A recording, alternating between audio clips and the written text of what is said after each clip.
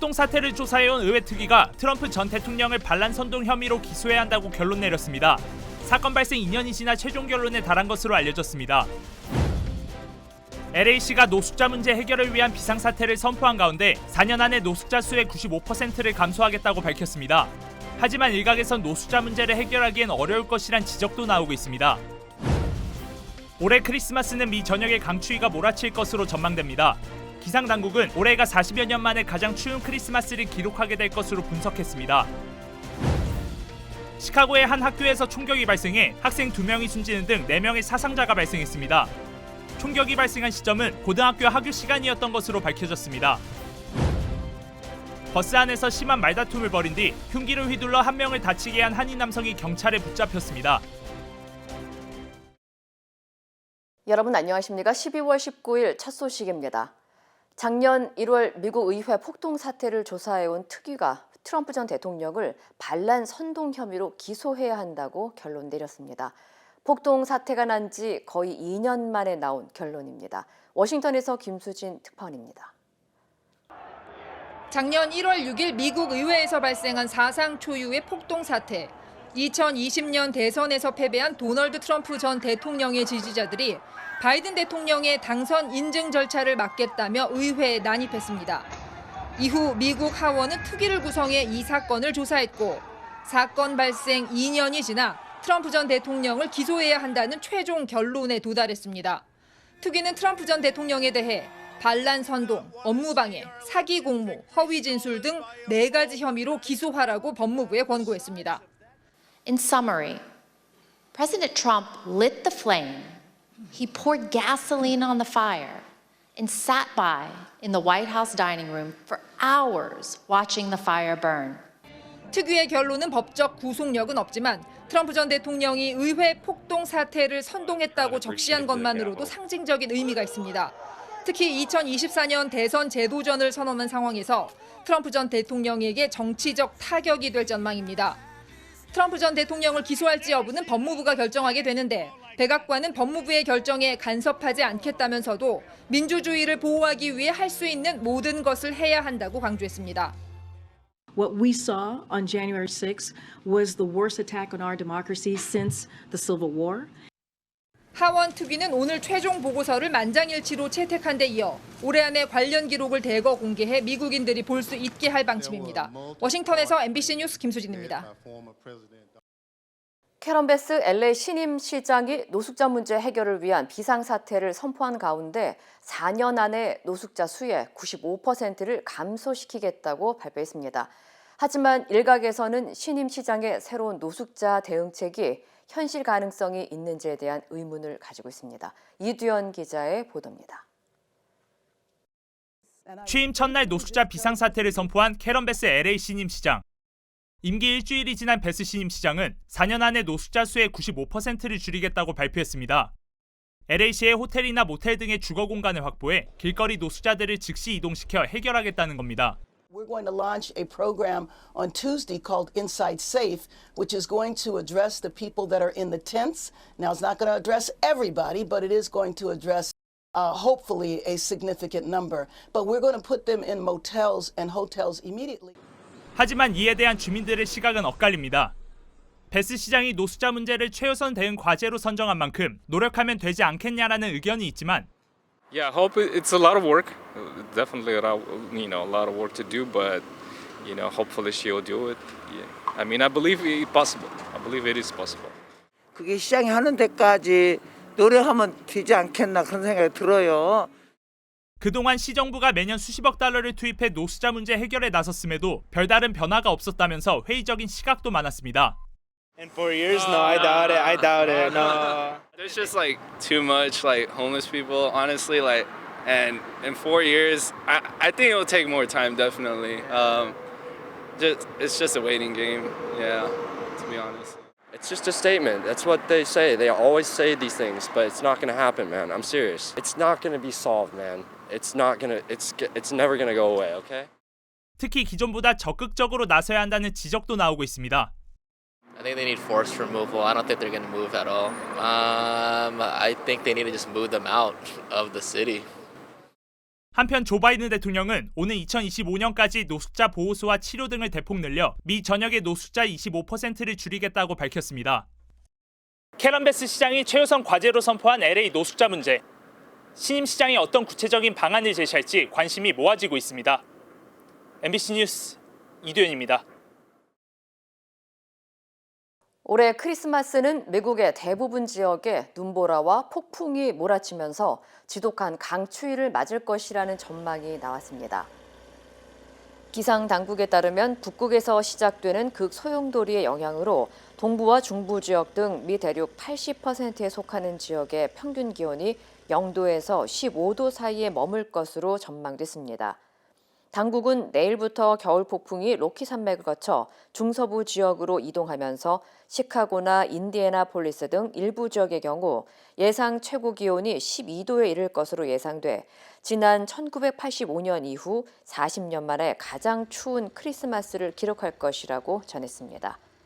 한편 이번 강추위로 일부 지역은 혹한 경보가 내려진 가운데 전문가들은 기온이 갑자기 내려간 상태에서 피부가 노출될 경우 5분 안에 동상이 시작되거나 저체온증을 유발할 수 있다면서 주민들의 각별한 주의를 당부했습니다. 지난 주말 하와이로 향하던 항공기에서 극심한 난기류로 인해 수십 명이 다친 가운데 하루 만에 또 같은 사고로 5명이 부상을 입었습니다. 유나이티드 항공사는 브라질에서 출발해 휴스턴으로 향하던 항공기가 심한 난기류를 만나 승객 2명과 승무원 3명이 다쳤다고 밝혔습니다. 항공기는 휴스턴 부시 인터컨티넨탈 공항에 무사히 착륙했으며 부상자들의 상태는 모두 양호한 것으로 확인됐습니다. 한편 어제 애리조나주 피닉스에서 출발해 하와이 호놀룰루로 향하던 하와이안 항공사 여객기가 난기류를 만나 승객 36명이 다쳤으며 이 가운데 11명은 중태인 것으로 알려졌습니다. 시카고의 한 고등학교 하교 시간에 총격이 벌어져 학생 2명이 숨지는 등 4명의 사상자가 발생했습니다. 이번 사건이 갱단 간의 갈등에서 비롯된 것이라는 분석이 나오고 있지만 아직 범인이나 범행 동기는 밝혀지지 않은 상황입니다. 여준호 기자의 보도입니다. 시카고의 베니토 후아레즈 고등학교. 학교 주변에 경찰 통제선이 쳐져 있고 수업이 남아있던 학생들은 서둘러 학교를 떠나 집으로 돌아갑니다. 지난 16일 이 고등학교에서 총격이 발생해 학생 2명이 머리에 총을 맞아 숨지고 2명이 다쳤습니다. 2 deceased persons and 2 other people struck by gunfire right now in serious condition being treated. We do not have suspects in custody. At this time, we don't have offenders identified. 특히 총격이 발생한 시점이 학생들의 하교 시간이었던 터라 주민들과 학부모들은 충격에 빠졌습니다. I came to this way and I saw 2 kids on the floor. I feel sick, I feel angry because there are things that should not be happen in the school. 현재 경찰은 이번 사건이 지역 갱단 간의 갈등으로 인해 불거진 것으로 보고 수사를 집중하고 있는 것으로 알려졌습니다. 또다시 발생한 학교 총기 폭력 사건에 총기 규제에 대한 목소리도 다시 커졌습니다. 사건이 발생한 학교의 학생들은 오늘 오전 수업만 마친 후 자발적으로 한 곳에 모여 총기 폭력에 항의하는 시위를 벌였습니다. It makes us feel like we're doing something right. 시카고에서 고등학교 하교 시간에 총격이 벌어진 것은 올해만 벌써 3번째입니다. 제이비 프리츠커 일리노이 주지사는 반복되는 비극을 끝내기 위해서라도 총기 규제를 강화해야 한다고 강조했습니다. MBC 뉴스 여준호입니다.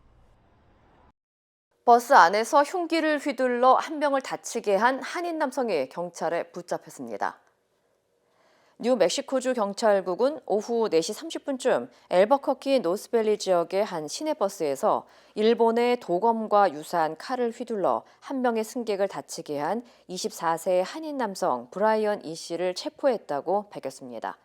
당시 이 씨는 버스에서 한 남성과 심한 말다툼을 벌인 뒤 버스 운전자의 하차 요구에 순응했지만 화를 참지 못하고 결국 다시 버스에 올라타 칼을 휘두르면서 한 승객의 왼쪽 얼굴에 상처를 냈고 이후 쓰러져 있던 피해자의 머리를 주먹으로 가격하고 도주한 것으로 알려졌습니다. 경찰은 도주한 이 씨를 체포했으며 현재 정확한 사건 경위를 조사하고 있습니다. 한편 이 씨는 지난 2017년 뉴멕시코 대학교에서 여학생에게 연필 한 자루를 $20에 팔려고 했다가 이를 거부당하자 여학생의 얼굴을 폭행한 혐의로 체포된 바 있습니다. 내일부터 해외 한인들을 위한 예외적 국적이탈 허가제가 시행됩니다. 한국 법무부는 내일부터 국적이탈 신고 기간 내 신고를 하지 못한 병역 미이행 복수 국적을 가진 남성을 대상으로 예외적 국적이탈 허가 제도를 시행한다고 밝혔습니다. 대상은 선천적 복수 국적자 가운데 만 18세가 되는 해 1월 1일부터 3개월 이내 국적이탈을 하지 못한 정당한 사유가 있는 한인들이며 차후 신청 사유에 대한 법무부의 판단에 따라 국적이탈 허가를 받을 수 있습니다.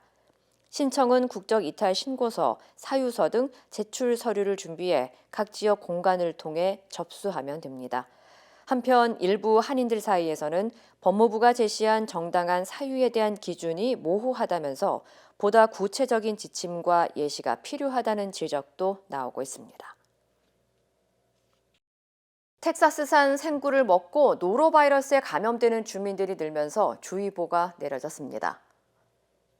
연방질병통제예방센터 CDC에 따르면 텍사스에서 채취된 생굴을 먹고 조지아주와 엘라바마, 플로리다, 루이지애나, 미시시피, 노스캐롤라이나, 테네시주 등 8개 주에서 211명이 노로바이러스에 감염됐다고 밝혔습니다.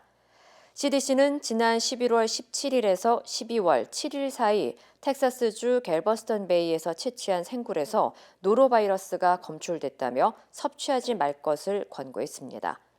노로바이러스에 감염되면 설사와 구토, 복통, 두통 등의 증상이 나타나며 건강한 사람은 1일에서 3일가량 증상이 지속된 후 자연 치유되지만 어린이의 경우 구토나 탈수증이 나타날 수 있고 노인들은 다른 질병을 일으킬 수 있습니다. 캘리포니아주의 대기 오염이 높아질 것으로 예상되면서 장작 태우기 금지 조치가 내려졌습니다. 사우스코스트 대기관리국은 캘리포니아 서부 지역이 스모그 등으로 대기 오염도가 심해질 수 있다며 오는 25일 크리스마스 당일 밤 11시 59분까지 실내와 실외에서의 장작 태우기 금지령을 발령했다고 밝혔습니다. 해당 지역은 LA와 오렌지 카운티, 리버사이드, 샌버나디노 카운티 등이며 연소 금지 대상은 나무뿐만 아니라 왁스나 종이로 만든 장작도 포함됩니다. 하지만 3,000피트 이상의 산악 지역이나 코첼라밸리, 사막을 비롯해 목재에 의존하거나 천연가스 서비스를 받지 못하는 가정은 해당되지 않습니다. 대기관리국은 나무를 태울 때 발생하는 연기가 호흡질환과 심장병, 폐질환 등을 유발할 수 있다며 주의를 당부했습니다. 택배 업체들의 1년 중 가장 바쁜 기간이 연말연시인데요. 올해는 택배 지연을 막기 위해 직원 채용을 늘리면서 대응에 나섰습니다. 연방우정국 USPS는 우편물 이용이 급증하는 연말 대규모 채용으로 지난해보다 더 많은 직원을 고용해 지연 사태를 막기 위한 인력 충원에 나섰다고 밝혔습니다. Been very aggressive with our hiring. So yeah, it is a little better than it was last year, but there's always room for improvement. This time of the year brings a lot of pressure, but at the same time, it brings a lot of camaraderie to the workforce. So, we work really well as a team. USPS는 크리스마스 2주 전부터 소포 배달 물량이 역대급 수준으로 몰리지만 올해 가장 바쁜 주는 이번 주라면서 목표 도착일을 위해 서둘러야 한다고 권고했습니다. 이어 택배 서비스마다 도착일이 다르다면서 현재는 익스프레스 배송으로 보내야만 크리스마스 당일까지 배달될 가능성이 있다고 전했습니다. 미국의 백만장자 투자자들이 내년 증시가 2자릿수로 하락할 것이라는 비관적인 전망을 내놨습니다. CNBC가 100만 달러 이상 투자 자산을 보유한 미국인 761명을 대상으로 내년 증시 전망에 대한 여론조사를 실시한 결과 응답자의 56%가 내년 S&P 500 지수가 10% 이상 하락할 것으로 내다봤습니다. 개인 자산에 대한 가장 위협적인 요소가 무엇이냐는 질문엔 28%가 주식시장이라고 답했으며 특히 46%는 지난해보다 주식에 비해 현금 비중을 늘렸다고 답했습니다. 이에 대해 전문가들은 인플레이션과 금리 인상, 경기 침체 등에 대한 우려로 시장 불확실성이 높아지면서 투자자들이 현금에 대한 비중을 높이고 상황을 관망하고 있다고 분석했습니다. 테슬라 최고 경영자인 일론 머스크의 기행이 계속되고 있습니다. 이번에는 트위터에 자신이 경영에서 손을 떼는 게 맞는지 설문을 했는데 과반 넘게 찬성표가 나왔습니다. 남재현 기자입니다. 테슬라 최고 경영자이자 트위터 최고 경영자이기도 한 일론 머스크의 트위터 계정입니다. 현지 시간 19일 오후 6시 20분, 우리 시간으로 오전 8시 20분부터 12시간 동안 자신이 트위터 대표에서 물러나야 할지를 묻는 설문을 올려놨습니다. 그러면서 이번 조사 결과를 따르겠다고도 했습니다. 투표를 한 사람은 총 1,750만여 명. 그런데 물러나야 한다는 찬성 의견이 절반이 넘는 57.5%였습니다. 반대는 42.5%에 그쳤습니다. 머스크의 약속대로라면 대표에서 물러나야 하는데 실제 언제 사임할지 구체적인 언급은 없습니다. 이 소식이 전해지자 최근 곤두박질 쳤던 테슬라 주가가 장전 거래에서 한때 5% 넘게 뛰어오르기도 했습니다. 머스크의 이런 기행은 최근 일주일 동안 하루가 멀다 하고 논란거리를 만들고 있습니다. 자신에게 비판적인 기사를 쓴 기자들의 트위터 계정을 무더기로 정지시켰다가 비판이 거세지자 복구시키는가 하면 이를 비판한 미 하원 정보위원장 애덤 시프 의원에게 곧 위원장직을 잃을 것이고 두뇌가 너무 작다는 막말을 썼다가 글을 삭제하기도 했습니다. 과거 전기차와 우주여행을 선도할 때는 괴짜 혁신가로 통했다면 점점 비호감 경영주 이미지로 바뀌고 있는 겁니다. 전문가들은 이런 기행이 대규모 정리해고 논란에 광고주들이 떠나고 트위터를 인수한 뒤 부채가 2조 원대에서 17조 원대까지 불어난 재정난과 무관치 않다는 분석을 하고 있습니다. MBC 뉴스 남지현입니다. 한파에 벌써 전기장판 꺼낸 분들 많으실 텐데요. 고온으로 전기장판을 계속 틀어놓거나 함부로 접어서 보관하면 화재 위험이 크게 높아집니다. 이선영 기자가 직접 실험해봤습니다. 전기장판이나 담요 방석으로 인한 화재는 지난해 179건에서 올해 219건으로 벌써 20%나 늘었습니다. 전기장판의 화재 위험성에 대해 실험해봤습니다.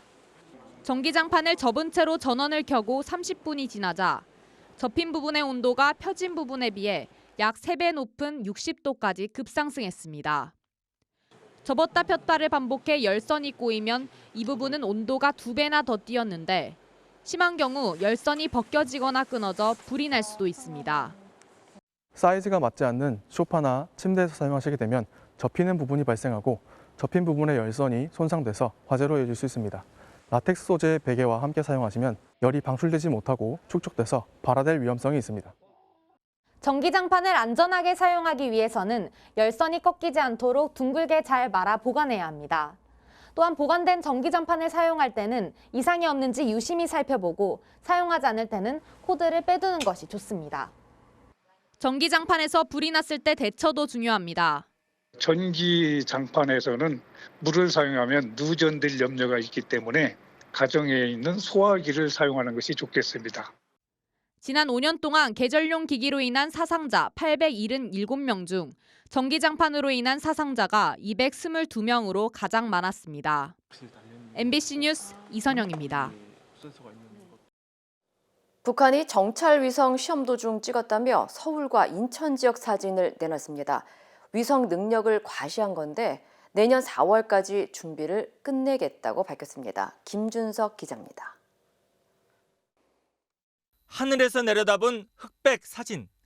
한강을 중심으로 대통령실이 있는 용산을 비롯해 서울 도심과 교량도 보이고 또 다른 사진에는 송도 주변과 인천 항만 등이 나옵니다. 북한이 정찰 위성 시험 발사 도중 촬영했다며 공개한 사진들입니다. 20m 분해능 촬영기와 영상 송신기 등을 설치한 위성 시험품이 탑재됐다며 이들 장비로 사진을 찍었음을 시사했습니다.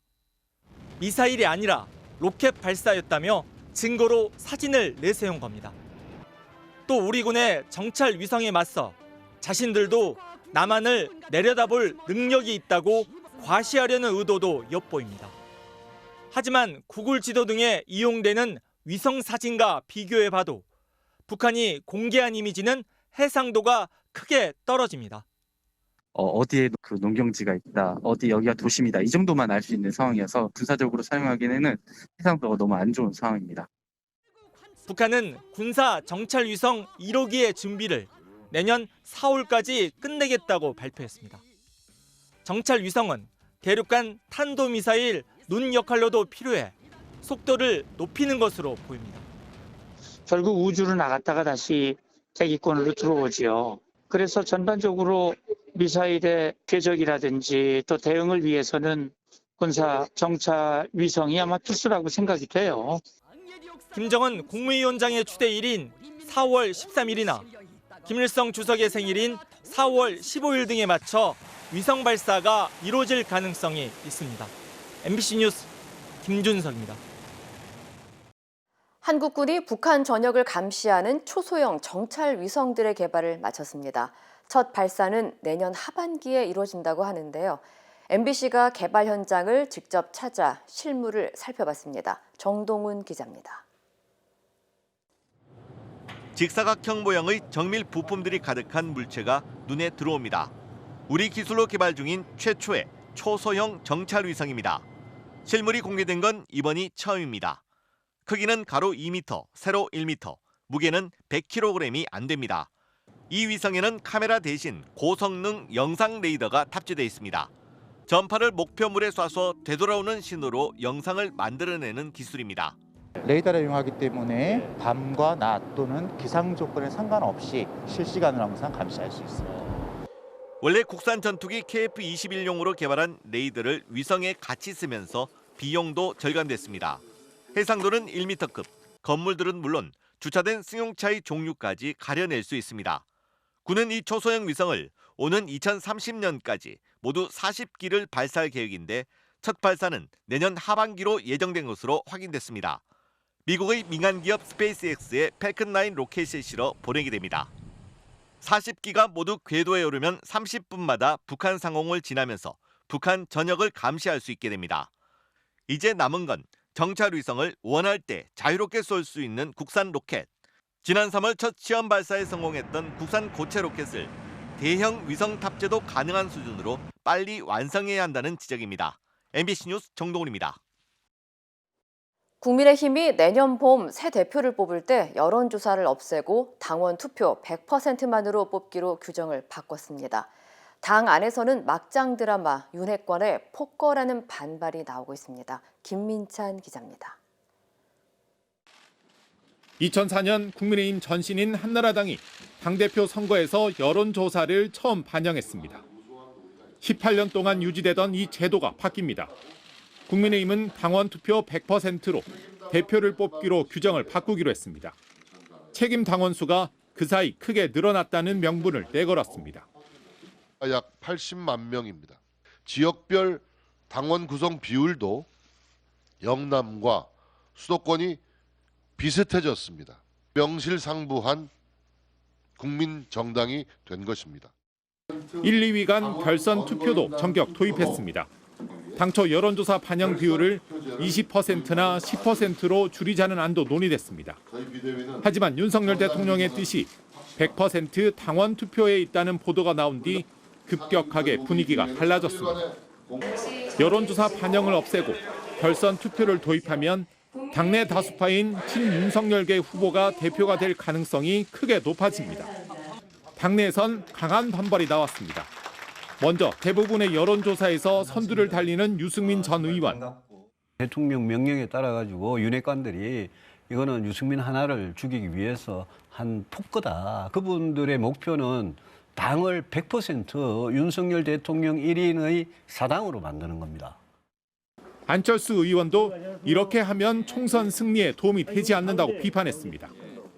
좀 더 국민들과 당원들 앞에서 당당하게 나서면 좋겠습니다. 사실 뭐 속된 표현으로 이 당대표 뽑는 게 뭐 골목대장이나 친목회장 선거가 아니지 않습니까? 네. 이런 당원 당규 개정안은 국민의힘 비대위에서 만장일치로 통과됐습니다. 하지만 승부 조작이라는 당 안팎의 비판 속에 후유증도 상당할 것으로 보입니다. MBC 뉴스 김민찬입니다. 36년 만에 월드컵 우승에 아르헨티나가 축제 분위기에 빠졌는데요. 하늘에서도 마찬가지였습니다. 관련 소식 전해드립니다. 주먹을 불끈 쥐거나 박수를 치는 사람들, 감격한 표정으로 옆자리 승객과 얼싸안고 기쁨을 나누는 이들도 있었습니다. 튀르키예 이스탄불을 떠나 아르헨티나로 가던 여객기한 풍경인데요. 아르헨티나 출신 승객들은 기내에서 카타르 월드컵 결승전 경기를 생중계로 지켜보면서 자국팀의 36년 만에 월드컵 우승 순간을 함께했습니다. 그라운드를 직접 뛴 선수들의 우승 직후 모습도 화제가 됐는데요. 아르헨티나 축구대표팀 라커룸에서는 축구 황제 메시가 우승 트로피를 든 채 테이블에 올라가 춤을 추며 기쁨을 만끽했습니다. 태국 해군의 소형 함정이 어제 오전 10시쯤 자국 해역에서 침몰했습니다. 거센 파도 때문에 함정이 한쪽으로 기울면서 바다에 가라앉은 것으로 당국은 추정했는데요. 승선원 106명 가운데 73명이 구조됐지만 33명은 여전히 실종 상태입니다. 할리우드 배우 앰버 허드가 전 남편 조니 뎁에게 13억 원의 배상금을 지급하고 폭로전으로 얼룩진 명예훼손 소송을 끝내기로 합의했습니다. 앞서 법원은 허드와 조니 뎁 양측 모두에게 명예훼손 책임을 물었지만 뎁에게 유리한 결정을 내렸는데요. 허드에게는 1,500만 달러, 우리 돈 195억 원을, 조니 뎁에게는 200만 달러, 26억 원을 배상하라고 명령했습니다. 허드가 배상금이 크다고 항소했지만 결국 13억 원을 조니 뎁에게 지급하기로 하고 소송을 끝내기로 한 건데요. 조니 뎁은 성명을 내고 배상금을 자선단체에 기부하겠다고 밝혔습니다. 이 시각 세계였습니다.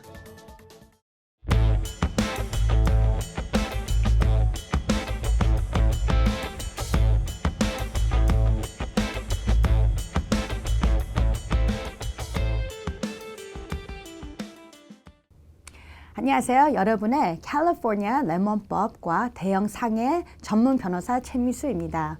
오늘은 우리가 좀 성공에 대해서 말씀을 나누겠습니다. 레몬법에서 이번에 성공한 케이스들, 첫 번으로는 2022년 현대 소나타들 엔진에 불이 들어와가지고 차가 혼자 멈추든지 아니면은 차에 쉐이킹이 있었고 갑자기 엔진이 시동이 다시 안 켜지든지 하는 문제가 있었고 차가 딜러십에 길게 있는 차들이 있습니다. 이런 케이스들이 이번 달에 몇 개나 다 풀 바이백으로 넘어가서 성공한 케이스들입니다. 또 하나 2020년, 2021년 보보차들이 엔진 라이트가 몇 번, 3번, 4번 들어와가지고 가서 수리를 했다.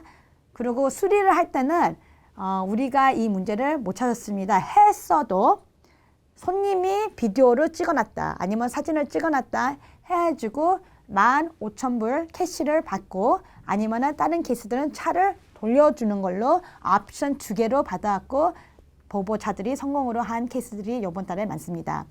그리고 마지막으로 이번 달에 많은 혼다 오데세이하고 혼다 파일럿에 문제가 있었던 거는 엔진에 불이 들어오고 차에 떨려왔고 밟으면은 혼자 빨리 가든지 아니면 안 나가는 경우들이 있었습니다. 이런 케이스에 손님들이 많은 분들이 10,000불서부터 20,000불로 합의를 한 경우들이 많고 아니면 차를 돌려준 것도 있었습니다. 여러분이 지금 느끼고 체험하는 문제들은 가만히 놔두시지 마시고 꼭 문제가 있을 때 곧바로 수리를 가서 하시고 그 기록을 남는 거가 최고입니다. 여기서 맨날 하는 말이 중요하게 문제가 발생될 때 기다리지 마시고 곧바로 마일리지가 작을 때 가시는 게 제일 좋습니다. 그 이유는 왜냐면은 얘기한 것 같처럼 마일리지 offset, 그 마일리지는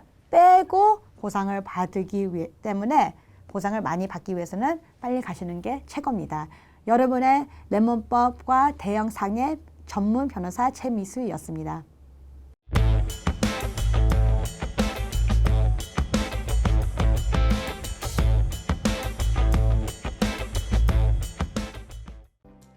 인터넷과 SNS에서 화제가 된 소식들 알아보는 투데이 와글와글입니다. 월드컵 시상식에서 아르헨티나의 축구의 신 리오넬 메시가 입은 검은 가운, 딱 보기에도 예사롭지 않은데요. 이 빗시트를 걸치고 누리꾼들의 반응이 엇갈리고 있습니다. 일각에서는 마치 복면가왕 가운 같다는 우스갯소리가 나왔지만 카타르 국왕이 메시에게 건넨 검은 가운은 아랍권에서 주로 왕족이나 관료, 성직자들이 입는 전통 의상이라고 하죠. 이 때문에 일부 누리꾼은 메시가 진짜 대관식을 치렀다. 챔피언이 개최국의 문화와 전통을 존중한다는 점에서 나쁘지 않다고 평가했습니다. 하지만 빗시트가 우승국을 축하하는 중요한 순간 아르헨티나의 유니폼을 가렸다는 지적도 있었는데요. 실제로 한 외신 기자는 SNS에 카타르가 메시의 유니폼을 자신들의 옷으로 가릴 때가 아니었다고 비판했고, 또 다른 영국 축구 전문 기자도 아르헨티나 유니폼을 입고 우승컵을 들어 올리기 위해 평생을 기다렸던 메시는 그 순간 검은 가운을 걸치고 말했다면서 안타까워했습니다. 또 우리 누리꾼 역시 카타르 왕 실배 이 축구 대회냐는 반응을 보였네요. 베이지색 바탕 원단에 검은색과 하얀색 굵은 선, 빨간색 가는 선이 교차한 체크무늬. 영국을 대표하는 한 명품 브랜드의 대표적인 디자인과 매우 비슷한데요. 영국의 이 명품 브랜드가 자신들의 체크무늬와 비슷한 무늬를 사용하는 교복업체와 학교에 상표권을 침해했다며 이의를 제기했습니다. 이에 따라 전국 200여 곳의 학교들이 내년부터 문제의 소지가 있는 교복의 디자인을 바꾸기로 했다는데요. 온라인 커뮤니티에서는 내년에 교복 디자인이 바뀌는지 궁금해하는 질문이 가장 많았고요. 교복하면 체크무늬가 상징이었는데 아쉽다라는 반응도 있었습니다. 지금 휴대전화에서 올해 서울 여의도 한강공원에서 찍은 사진이 있는지 한번 확인해 보세요. 만약에 한강공원에서 찍은 사진이 있다면 올해의 인기 장소를 다녀오신 겁니다. 한 IT 기업이 올해 개인용 파일 저장 클라우드 서비스의 사진과 데이터를 분석한 결과 여의도 한강공원을 담은 사진이 420만 장으로 올해의 포토존으로 선정됐다고 합니다. 벚꽃 축제가 한창인 봄에만 174만 9천여 장이 찍혔다는데요. 이외에도 잠실 롯데월드와 경복궁이 국내 포토존으로 꼽혔고요. 해외 포토존에는 파리 에펠탑과 괌 해변가, 싱가포르 시내가 선정됐다고 합니다. 아빠와 침대에 나란히 누워서 오이팩을 하는 고양이 체이스와 그 모습을 목격한 엄마의 반응이 화제입니다. 억지로 오이를 얹고 있다는 생각의 엄마가 체이스의 눈에서 오이를 떼자 오히려 체이스가 짜증을 부리면서 급기 엄마 손을 물려고 하죠. 결국 엄마는 오이를 다시 체이스 눈 위에 올려주는데요. 잠시 후 체이스는 오이가 올려지자 언제 그랬냐는 듯 세상 조용히 오이팩을 즐겼다는 후문입니다. 영상을 본 누리꾼들은 너무 웃기다, 오이팩하는 고양이, 정말 귀엽다, 좋아 보인다, 영상이 자꾸 생각난다 같이 대부분 재밌다는 반응을 보였네요. 투데이 와글와글이었습니다.